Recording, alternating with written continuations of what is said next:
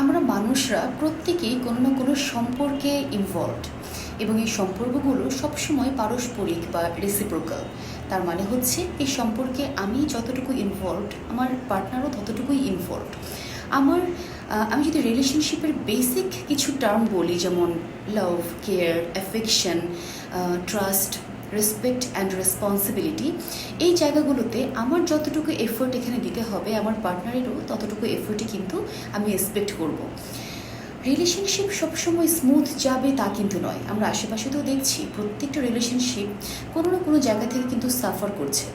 So রিলেশনশিপে ছোট থেকে ছোট বাকবিতণ্ডা বা মনোমালিন্য থেকে আরম্ভ করে বড় ধরনের ক্রাইসিস, যেমন ব্রেকআপ, সেপারেশন বা ডিভোর্স পর্যন্ত কখনো কখনো আমাদেরকে নিয়ে যেতে পারে।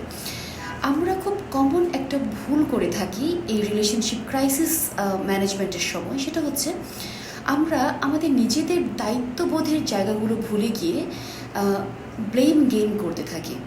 আমার সাথে ও এটা কেন করলো, আমার সাথে ও এই জিনিসটা কেন করলো না, ও কেন আমাকে এই কথাটা বলেনি, ও কেন এটা করেনি, ও কেন সেটা করেনি, এরকম অনেক লম্বা লিস্ট সাজিয়ে ফেলি। বাট আমরা ওভারলুক করে যাই যে আমরা আমাদের এই রিলেশনশিপে কোথায় এফোর্ট দিইনি বা কোথায় আরেকটু ইমপ্রুভ করতে পারতাম। আমাদেরও তো বিহেভিয়ারাল কিছু বিষয় ছিল যেখানে আসলে আমি মনে করি যে ইমপ্রুভমেন্টের জায়গা ছিল, বা আমরাও 100% পারফেক্ট তো না, ফ্ল তো আমাদেরও ছিল, তাই না? বাট আমরা ওই জায়গাগুলোতে আমরা অ্যাকনলেজ করতে পারি না, আমরা নিজের অ্যাকাউন্টেবিলিটি নিতে পারি না। যেটা করি সেটা হচ্ছে ভিকটিম কার্ড প্লেইং। সো প্রত্যেকটা রিলেশনশিপে যখন ক্রাইসিস আসে আমরা কান্নাকাটিতে ব্যস্ত হয়ে যাই, সিম্প্যাথি চাই মানুষের কাছ থেকে যে আমি এই রিলেশনশিপের ক্রাইসিস এই মোমেন্টটাতে যাতে খুব সহজে হিলিং প্রসেসে দেখি এগিয়ে যায়, তার জন্য বোধহয় মানুষের সিম্প্যাথি দরকার। এবং সিম্প্যাথি পেতে হলে আমি ব্লেম গেমটা খুব ভালো কাজে লাগবে, বা মানুষকে আমি ব্লেম করবো বা পার্টনারকে ব্লেম করবো। হয়তো আমরা এটা না বুঝেই করছি, বাট দেখুন, আপনি যখন সম্পর্কে একটা ক্রাইসিসের মধ্যে থাকবেন, আপনি হয়তো বা সাপোর্ট চাইতে পারেন আপনার আশেপাশের যারা আছে, কেয়ার গিভারের কাছ থেকে, আপনার ফ্যামিলি একটা বড় সাপোর্ট সিস্টেম। বাট এই পুরো ব্যাপারটার ভেতর দিয়ে কিন্তু, এই ইমোশনাল ক্রাইসিসের ভেতর দিয়ে কিন্তু যেতে হবে আপনাকে একা। সো হিলিং প্রসেসে কোন বিষয়টা আসলে আপনাকে সাহায্য করবে আর কোনটা করবে না, এ ব্যাপারে আপনাকে একটু সতর্ক থাকা প্রয়োজন। সারাক্ষণ ব্লেম গেম করে এবং ভিকটিম কার্ড প্লে করে আমরা আসলে খুব সহজে এই হিলিং প্রসেসের ভেতর দিয়ে যেতে পারি না। যেটা আমাদের জন্য সহজ, বা হিলিংয়ের প্রসেসটা যেটা সহজ করে দিতে পারে, তা হচ্ছে সেলফ অ্যাকাউন্টেবিলিটি।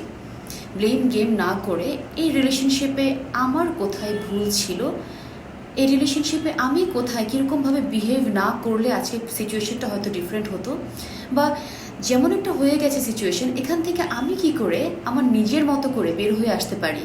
দায়িত্বশীলতার পরিচয় দিয়ে সেই জায়গাগুলোতে আমার কাজ করতে হবে এবং আইডেন্টিফাই করতে হবে। আমার নিজের ভুলগুলো স্বীকার করতে হবে, অ্যাকনলেজমেন্ট কামস ফার্স্ট, দেন আমাকে অ্যাকাউন্টেবল হতে হবে। আমার নিজের কাজগুলোর প্রতি, নিজের ভুলগুলোর দায়িত্ব স্বীকার করতে হবে, এবং দায়িত্বের সাথে সেই কাজগুলো আমাকে করে যেতে হবে নিজের হিলিং প্রসেসের জন্য। ভিকটিম কার্ড প্লে আসলে কোনো সমাধান নয়। সো প্রত্যেকটা রিলেশনশিপে যখন ক্রাইসিস আসবে, ছোট থেকে ছোট ক্রাইসিস বা বড় ধরনের কোনো crisis, let's face the problem together, let's deal with our own issues, let's what to say, let's be self accountable without pointing fingers.